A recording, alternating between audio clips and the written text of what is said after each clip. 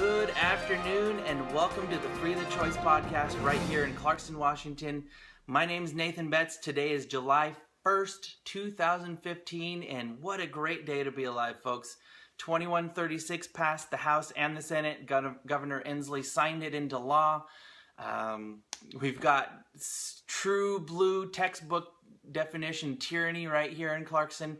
It is an exciting time to be alive, folks. It really is. So first things first, find me at Nathan L. Betts on Twitter. Find me on Facebook.com/freethechoice, YouTube.com/timespentpoorlytv, timespentpoorly.com.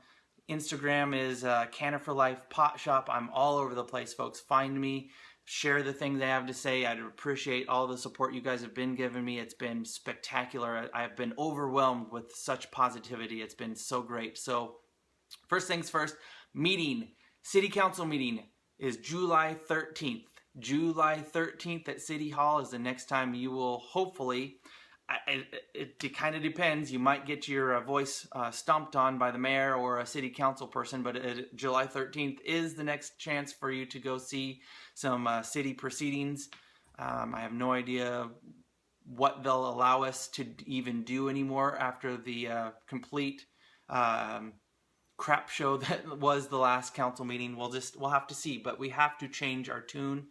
That is one thing that I know for sure. So pro-pot doesn't matter to these people anymore. It just doesn't. So we're going to have to change our tune. We're going to have to change our tactics. But more on that here in just a minute. I've been asked several times via Facebook and via people that I just bump into about Greenfields being open. And so I want to address that right now. Greenfields is the other shop in town that got licensed by the state and passed all of their tests, and they passed all of their inspections, and they filed every single thing correctly. And they are within state rights and state compliance to operate their state-regulated shop. And people are asking me, are you guys upset that they're open? Are you guys being singled out for some reason because they're open and they're not? No, we are not. There is a very well-written article in the newspaper, and is written by Carrie Sandini. She's been great with us through our struggle. And she has a very informative article in the paper today in the Northwest section, I believe is where I found it. And it's titled, Clarkston Requests Closure of New Pot Store. So just the headline sounds tyrannical. But I do want to make a couple of points here. And one thing I do want to say is that no, we at Canna for Life do not feel like that we're offended by Matt Plemons and Greenfield Company being open. We hope that he makes $1 million. We hope that he stays open forever on his technicality, because we were closed on a technicality. So let's get into it as fast as I can. I promise to try to keep these to about 15 minutes, and it will make my life easier if it stays under 15 minutes. So let's go. Here we go. We're not mad that Plemons is open. We want you guys to go support him as long as he possibly can stay open. But here's the deal, folks. We've got textbook tyranny in the second sentence of the article. I'll read the first, and so that this all links together, though. A Clarkston city attorney said the latest store to open on 6th Street is breaking the law by selling pot in a town where the retail trade is banned. Problem number one, but I'll keep going. This is where I have the huge problem, folks. This is textbook tyranny at its finest. City Attorney Todd Richardson said Greenfield Company needs to shut its doors immediately, or the owner of the business will face legal consequences. As an American, having a city attorney tell you that you need to close your doors or face legal consequences, I'm sorry, in my opinion, which I'm allowed to have as an American, as a Washingtonian, that statement right there is just, it's got to be the most asinine, tyrannical statement I've ever heard a public official say. You need to close your legal, state-regulated, state-licensed business because we think that you're ruining our town. Basically, that's how they feel about it. There's a public safety issue that they think that they're protecting us from. That's neither here nor there anymore, though, folks. The fact that he's allowed to even say something like that, you should be mad about, because the facts are facts. 7 out of 8 precincts reported that 200 voters more supported cannabis in this town. So 200 more people outweigh the minority. I'm sorry, that's how politics work. You can't ban something once it's been voted on by your constituents. You can't say, well, you know, and this is a direct quote. Get the meeting minutes, folks. I am not about to make what I'm about to say up. I am not about putting out falsehoods. This actually happened last meeting. Our city council stated to us 2 things real quick. They said that they felt like that they were being bullied and abused, and I can't remember the exact word, so I am not going to quote him correct, or I'm going to get the quote wrong, so I'll just paraphrase. But basically he said that they feel like they're being bullied and bulldozed, and if I could remember the exact word he used, I would be really happy with myself. But he basically said that we're harassing. Harassing was the right word. That the city council feels harassed by the supporters of cannabis, and if they can't understand where the ban is coming from and just let it be, maybe there's something more sinister going on. I didn't say that. I didn't make it up. I wish that I did, but I didn't.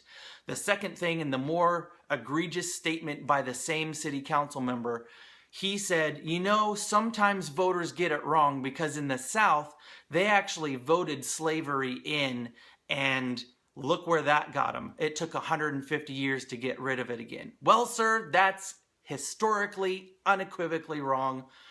The voters actually didn't vote slavery in. Congress just wrote it in because it was so commonly accepted back in the time that it was being discussed that it was just not an issue. It was a non-point. So they just put it in there. And it took a dude named Abraham Lincoln to come up with this whole Emancipation Proclamation to get rid of it. So the voters actually got behind the Emancipation Proclamation and voted slavery out. So get your freaking facts correct first before you say stupid crap in front of a bunch of people where you're going to be quoted saying stupid crap.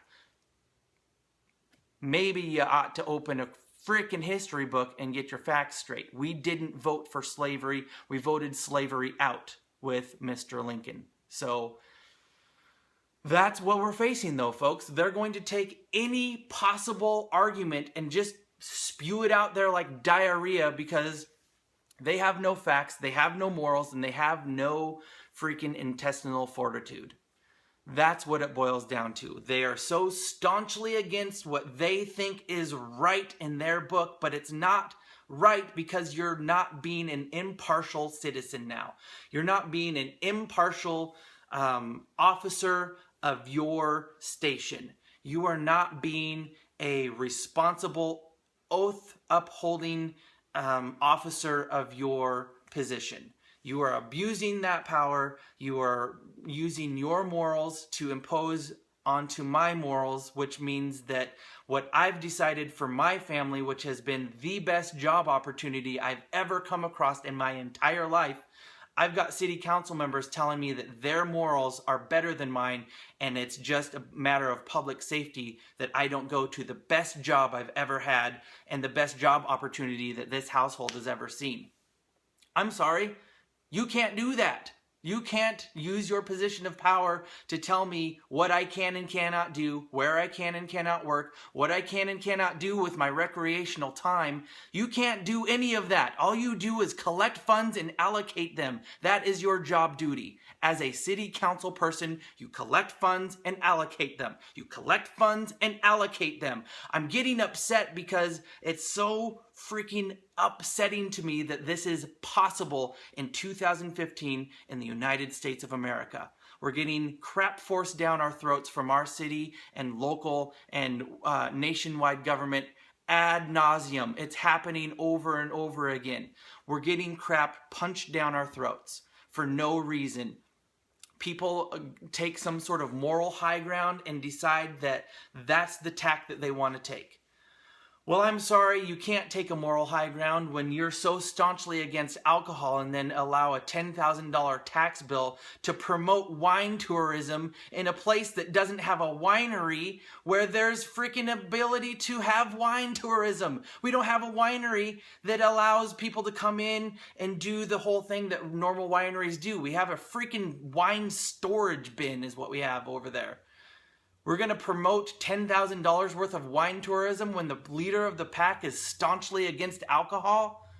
Go back and read the meeting minutes. He's been very, very, very staunch about how pissed off he is at alcohol. He has a personal vendetta against alcohol. Yet he's leading the charge against the ban of what he considers to be worse than alcohol for no legal or legitimate reason. So that's that subject. I hope Greenfield makes $1 million. We're not mad that they're open. 2136 passed the legislation, folks, and it didn't pass with the wording that we were hoping for. What we were hoping for is that they would just not be allowed to opt out, and that wording was removed by the Senate, and so the House made sure that some sort of protection for city municipalities were there, which basically isn't the best, but second best is what we got. So cities that ban marijuana will have not even 1 red cent given to them on any tax generated by the $1 billion a year industry that 502 legal retailers will start generating. And that is not a made-up fact, folks. This is a $1 billion a year industry. We are looking at missing out on thousands upon hundreds of thousands of tax dollars. And it wouldn't surprise me that if this was something that they decided to dry up all of our state funds on, that other state funds might just mysteriously start drying up because we're a banned county. This isn't just something that affects the city, folks. This affects the city and the county in which the city resides. So we are looking down the barrel of missing out on hundreds of thousands of tax dollars. And yes, we are going to make some money doing what we do. But what person isn't going to get into a successful business and make money? That's the whole point of capitalism. So yeah, you can hammer us all you want saying that we're going to go make some money. We're going to go make money so that we can make money for the county and the city. We're going to have some nice things if we participate in this. So we need to get active. We need to get involved. The tax structure got completely redone, but in order to keep these under 15 minutes, I'm going to have to cut myself short there and start signing off here. But folks, this is tyranny at its finest. I can't repeat it enough. We are being blocked from a safe and convenient access to something that we as voters voted on. And I'm sorry that it takes a bunch of burnt out, irresponsible, and just lower dregs of society to point out the things that are going on in this town. Everybody wants to assume that everybody that smokes pot are just burnouts and dregs on society. I'm sorry. I enjoy it. I'm a tax-paying citizen. I don't say any of this to brag, but I have 2 paid-for cars and I'm debt-free. I am a debt-free citizen, so I should be allowed to get what I want. This is something we voted for. I voted for it. The people that are watching this probably voted for it. So get involved and get pissed off that you are not allowed safe and accessible access, easy access to something that you voted for. And this is about health now. You're being blocked from health alternatives. This is something you want to get involved with, folks. So I've rambled for way, way too long as usual. Thank you for listening to the Free the Choice podcast right here from Clarkston, Washington. Get involved, get active. Find all of our hashtags on Facebook, Ban the Ban, Free the Choice, Yes We Cannabis, get involved. Find me on Facebook, facebook.com/freethechoice, YouTube, timespentpoorly.com. You can find me youtube.com/timespentpoorlytv. I'm out here from now until the next time I talk to you. Be good to you and yours, and yes, we cannabis, and yes, we willibus. Goodbye.